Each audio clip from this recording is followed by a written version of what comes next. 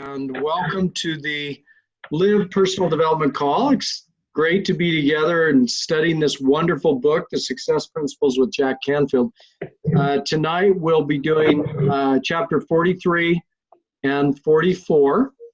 And I'll go ahead and start with a few impressions. I felt like, these are two actually really content-rich chapters. So I don't want to take a ton of time. I want to hit some highlights or maybe some things that jumped out to me in my experience in building a direct selling business that might be helpful to you. I'm sure you drew your own impressions, and so please be ready to share those. The first one that really jumped out at me was on page 340, leadership principle number 2, hold yourself accountable and others too.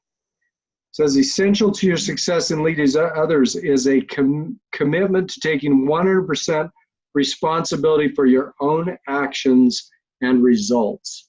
So I think if we're leading direct selling teams, we have to take that accountability. We have to be the first ones to hit the incentive of the month. We have to be leading the way in qualifying for events and ranks, and we have to hold ourselves accountable for our two-a-days and our daily performance, and then in a very kind way, we need to hold others accountable too. And what I found is generally that comes from helping people set their goals, getting those goals written down so that your team member has the goal written down and you have the goal written down for the month, and then revisiting that goal periodically throughout the month. I think it's really important that it's not something that we're thrusting on someone, but it's more something that they've told us that they want to do, and now we're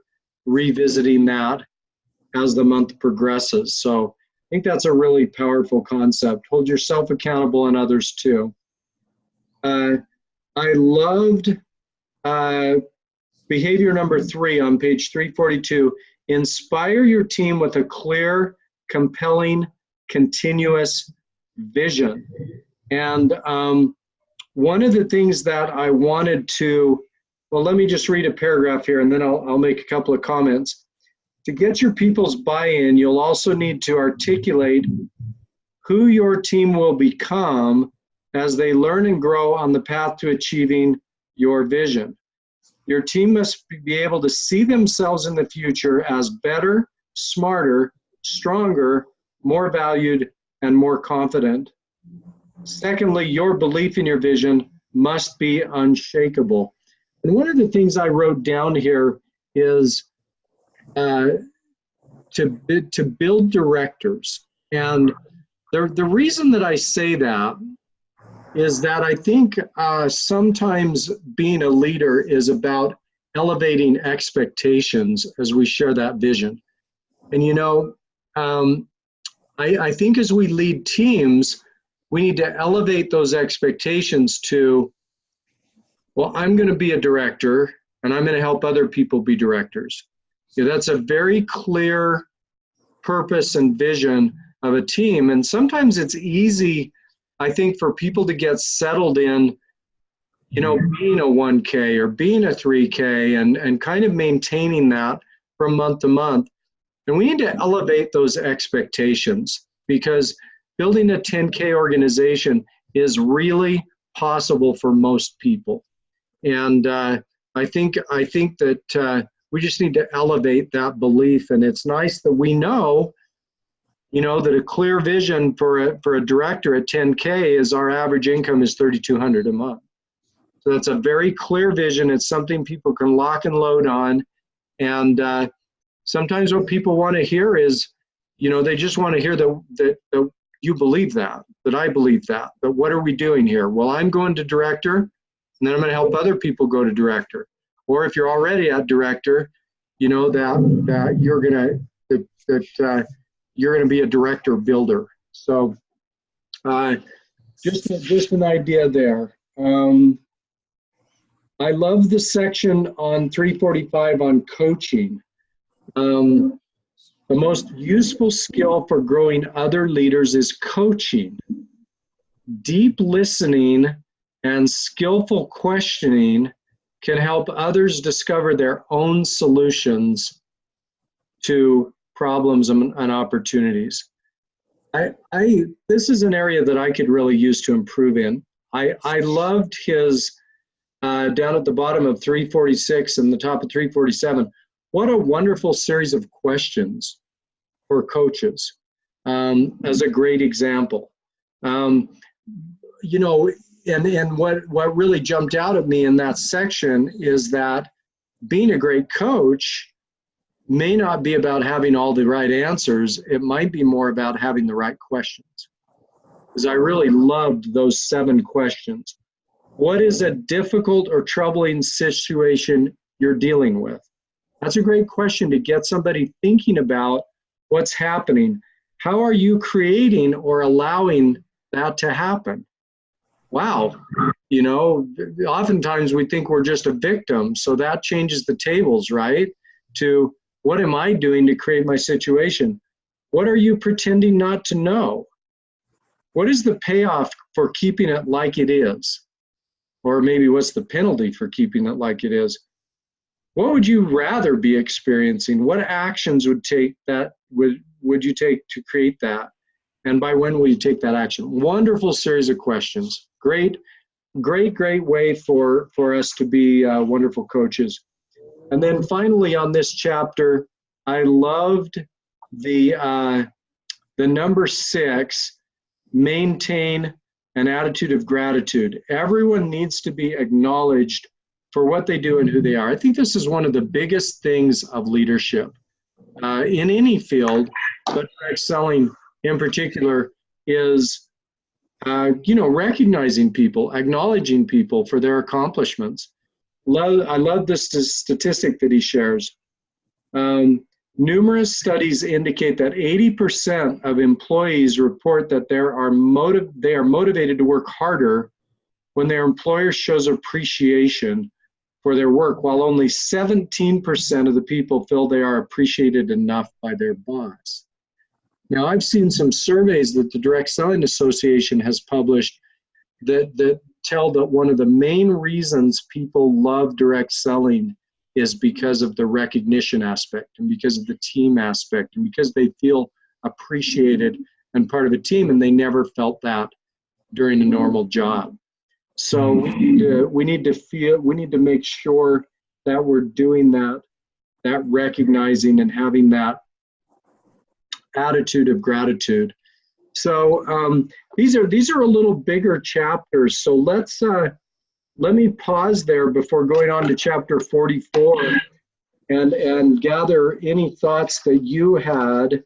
What jumped out at you all on this chapter 43, becoming a leader worth following? What jumped out at you that you'd like to share?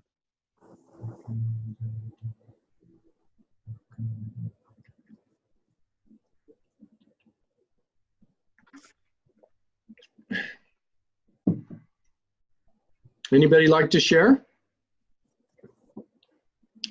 Yeah, unfortunately, Dave, I downloaded an ebook a while back, and it's not matching the chapters, so it must be an older version. Oh, really? Strange, but it was good until like last week, so I don't know what's happening. I hope I'm not on the wrong chapter. I think we're on 43 and 44. Yeah. So, all right. Well, you guys keep gathering your thoughts. I don't want this to be a monologue. Let me give you a couple more minutes to gather your thoughts. And I didn't have quite as many observations on 44, although it is powerful.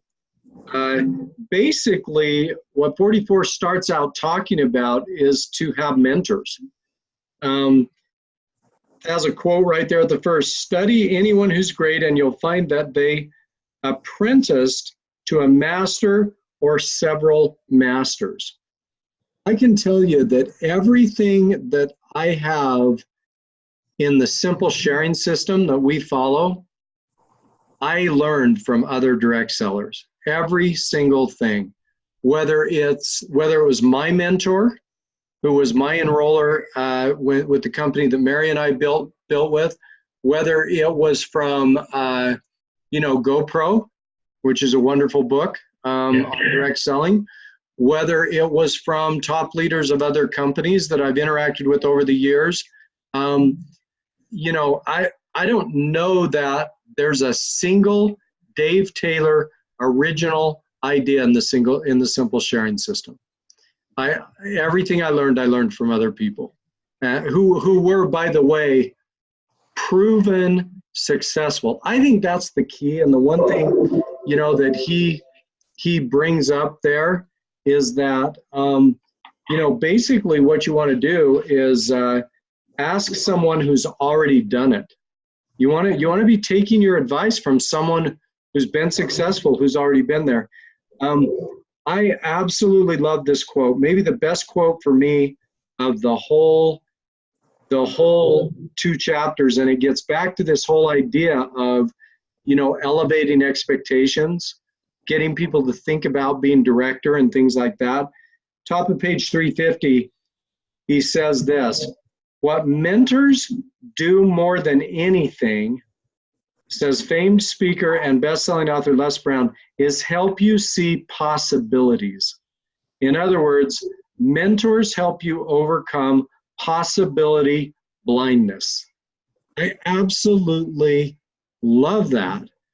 When I went into the field and my mentor started talking to me about fast tracking and started talking to me about achieving certain leadership ranks, and we had a car program and becoming car qualified.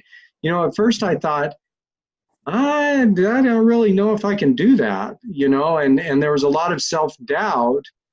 But the more he talked about it, the more it's like this possibility blindness. The blindness went away. I could see that it was doable. And then the cool thing is, once I could see that I could do it, I saw that other people could do it.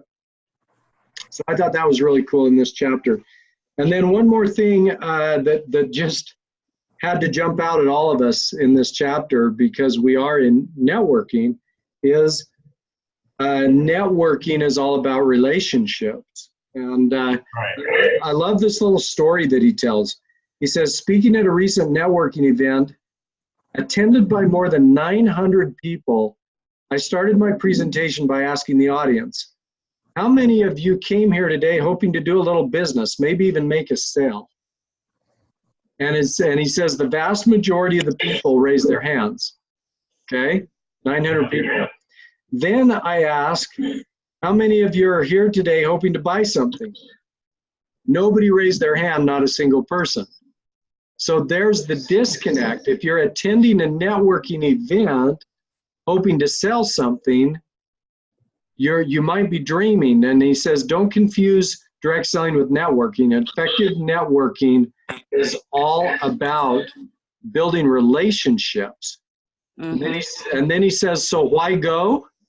You go because networking is more about farming than it is about hunting. Or I might say it's more about farming than it is about harvesting, right? Because you go and you network because you're looking to build relationships and you're looking to add value to other people. And that's why you go and you network. The other thing, and the last thing that I'll wrap up with before going back to you guys, I just have to retell this story because isn't it just classic? Early one spring morning, Jean McDonald stopped at Dunkin' Donuts for coffee.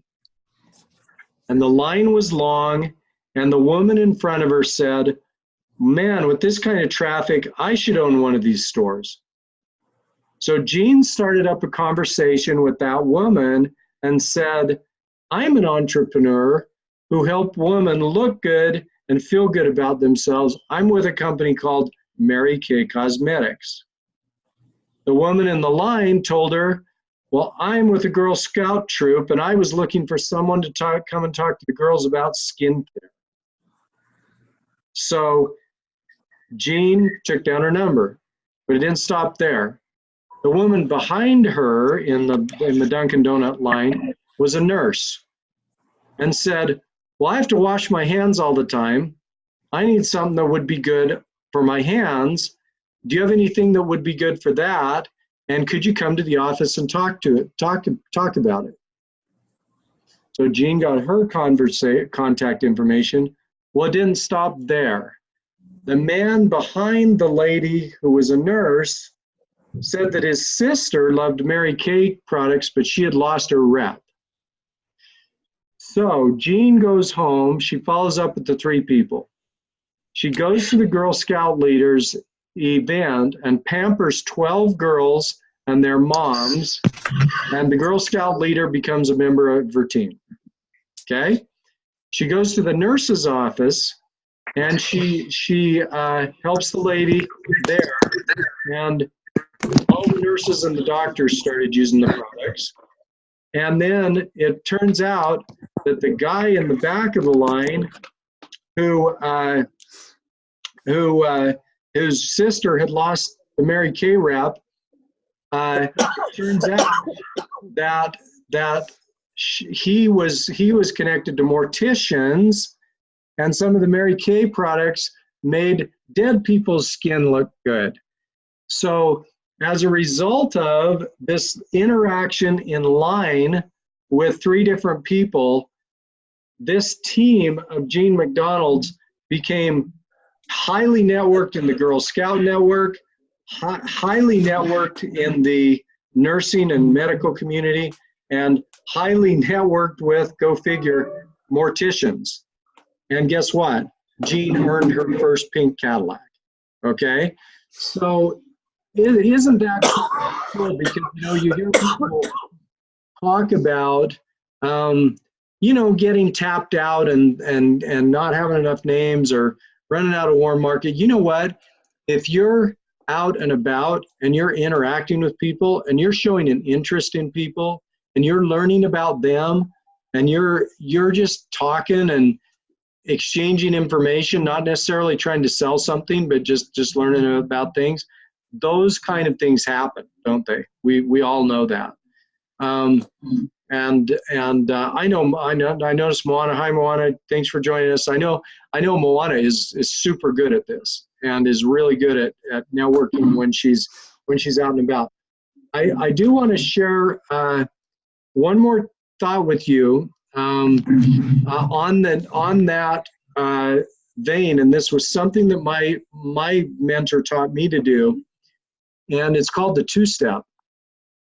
And when you're out and about and you're interacting with people, it's called the 2-step because there's 2 steps to the process. So Mary and I used to go out and shop for things that we like to shop for. So it might be furniture, it might be cars, it might be things like that. We'd go into a furniture store and we'd legitimately look at furniture, things we're interested in. And as we're talking to the sales representative, we would say, how long have you worked here? And no matter what they said, 9 months, 5 years, 3 years, whatever, we'd say, gosh, you must really love it here. And the person would invariably say back to us what they didn't like. It's really odd, it's because you're not saying, well, do you like your job? Because if you say, do you like your job? Everybody says, I like my job. But you say, well, you must really love it here. And oftentimes they'd say, well, it's okay, but if the economy goes down, furniture sales gets tough. And I'd really like something a little more stable than that. So then you walk away and then you do what's called the Columbo, where you turn around and you say, oh, by the way, do you happen to have a business card? Because I might have an opportunity in my business that I want to follow up with you about. Oh, sure, here's your business card, and what's the best number to call you when you're not at work? They'll give you your cell phone. Then you wait for 24 hours, and then you call them back, And what you're hooking into is what they told you the previous day that they didn't like. So the callback is, hey, I don't know if you remember me from yesterday, but I remember that you were saying that you like your job, but oftentimes when the economy goes down, it gets tough. So I might have an opportunity where we could even that out for you a little bit. How about if we grab a sandwich sometime?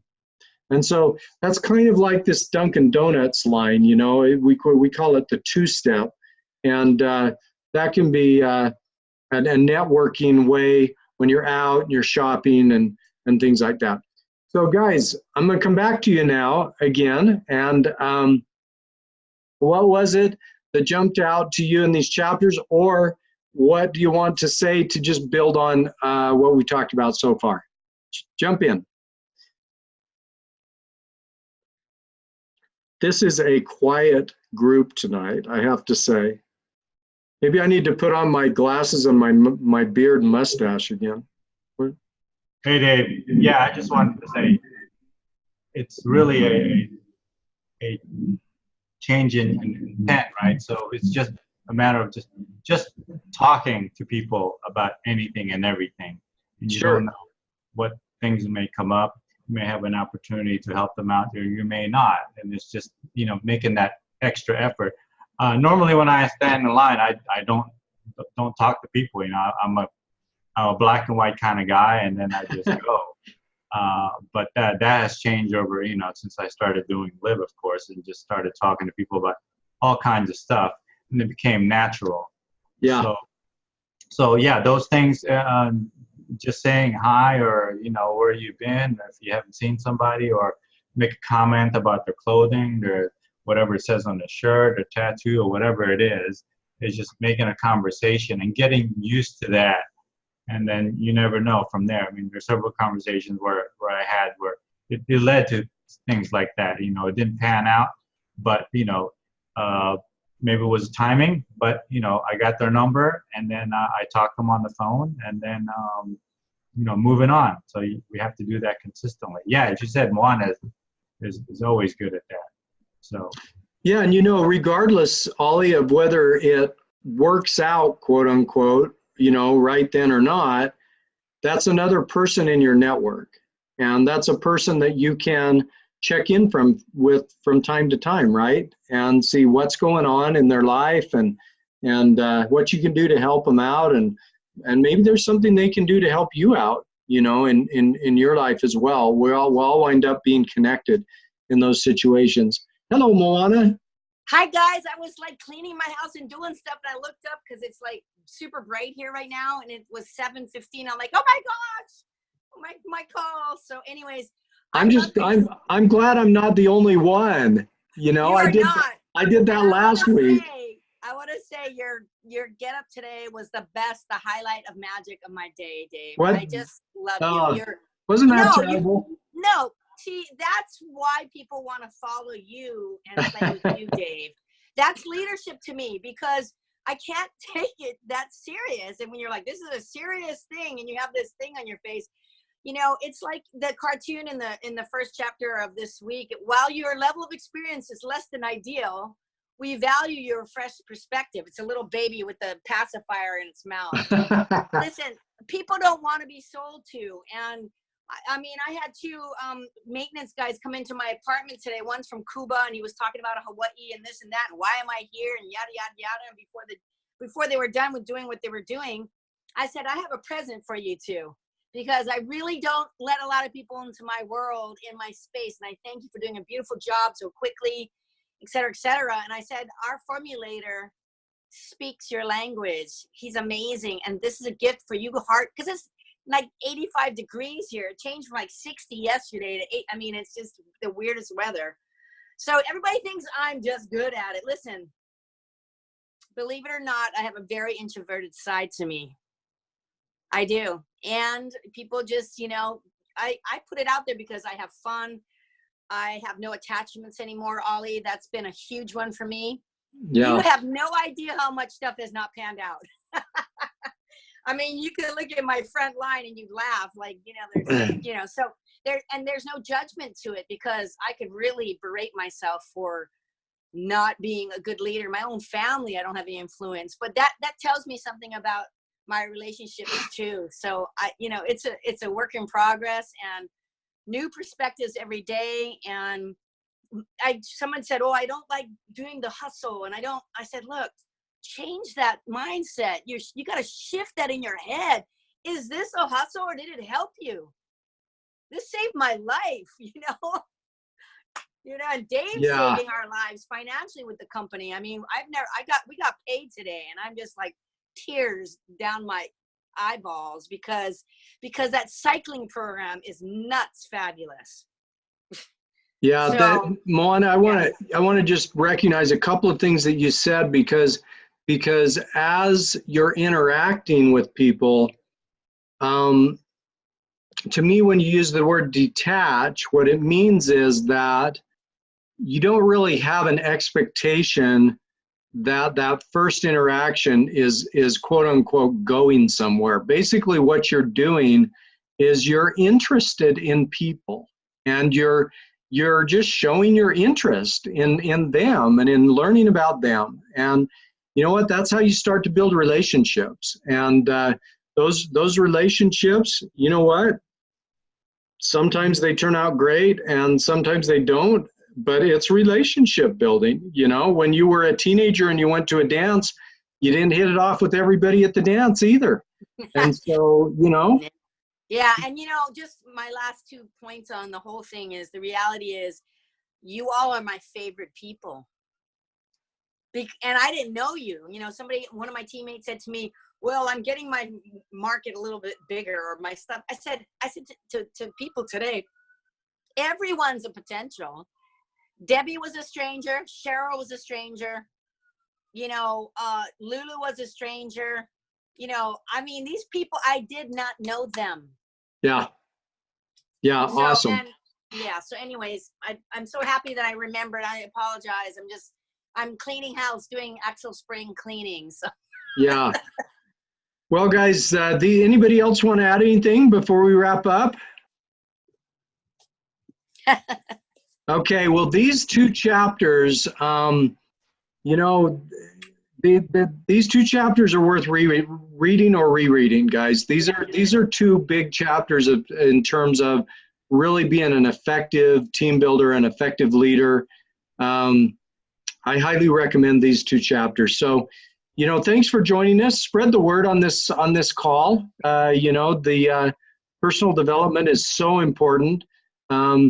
It's something that we take with us regardless of, it'll make us more effective at building our live business for sure, but it'll also make us more effective in every area of our life. So, absolutely. Yeah.